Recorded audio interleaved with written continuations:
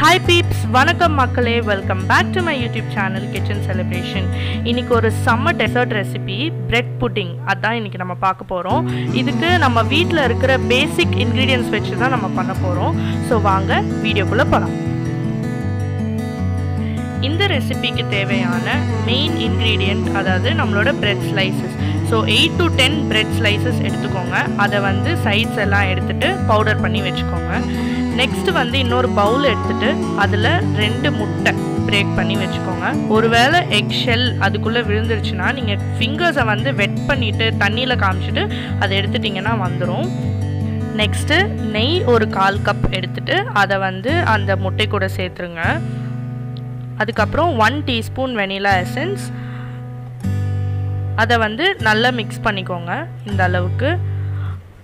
அதுக்கப்புறம் அதில் வந்து ஒரு 1 கப்புக்கு சுகர், நீங்கள் பொடிக்கணும்லாம் அவசியம் இல்லை, அப்படியே வந்து கிரானுலேட்டட் சுகராகவே ஆட் பண்ணிக்கலாம். ஆட் பண்ணிட்டு அதுக்கப்புறம் அதை திருப்பி நல்லா கலந்து விட்டுருங்க. நெக்ஸ்ட்டு வந்து பால், அது ஒரு 1.5 கப்பு எடுத்து வச்சுக்கோங்க. பேட்சஸில் தான் ஆட் பண்ணணும். ஸோ ஃபஸ்ட்டு நான் வந்து இந்த 1/2 கப் பால் ஊற்றிட்டு நல்லா மிக்ஸ் பண்ணிக்கிறேன்.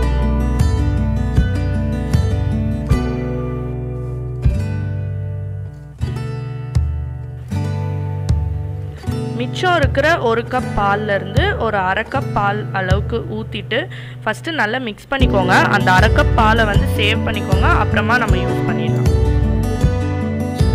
நல்லா மிக்ஸ் பண்ணியாச்சு. இப்போ நம்மளோட ஹீரோ நம்மளோட பிரெட் பவுடர் அதை நம்ம ஆட் பண்ணிடலாம்.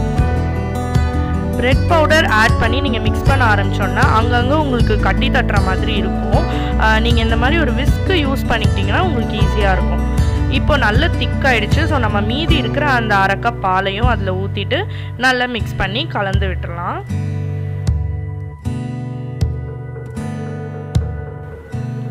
இப்போ நம்மளோட புட்டிங் மிக்ஸ் வந்து ரெடி ஆயிடுச்சு.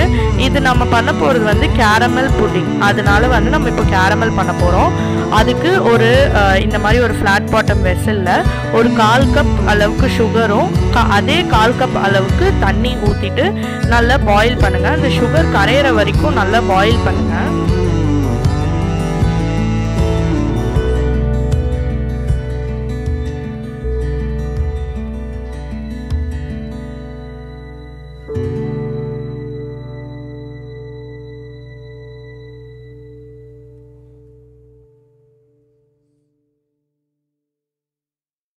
கேரமெல்லை நீங்கள் ஒரு மீடியம் ஃப்ளேமில் வச்சு நீங்கள் பண்ணுங்கள்.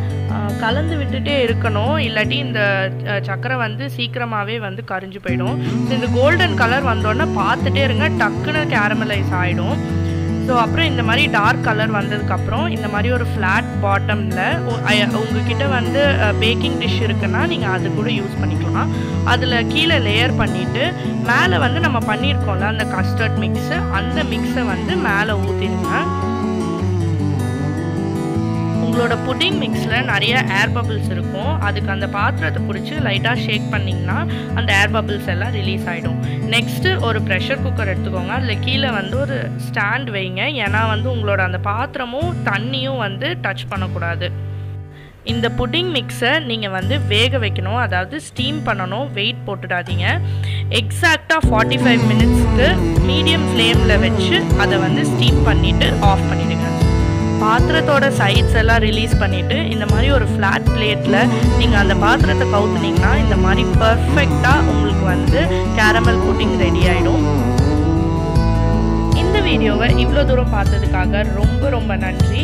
என்னை இன்ஸ்டாகிராமில் ஃபாலோ பண்ணாதவங்க இருந்தீங்கன்னா கண்டிப்பாக போய் ஃபாலோ பண்ணிவிடுங்க. நேம் வந்து கிச்சன் செலிப்ரேஷன் _. இன்னொரு சம்மர் ரெசிபியோட உங்களை இன்னொரு வீடியோவில் சந்திக்கிறேன். அது வரைக்கும் like, share and subscribe to kitchen celebration. இத்துடன் விடை பெறுவது உங்கள் ஷாரன்.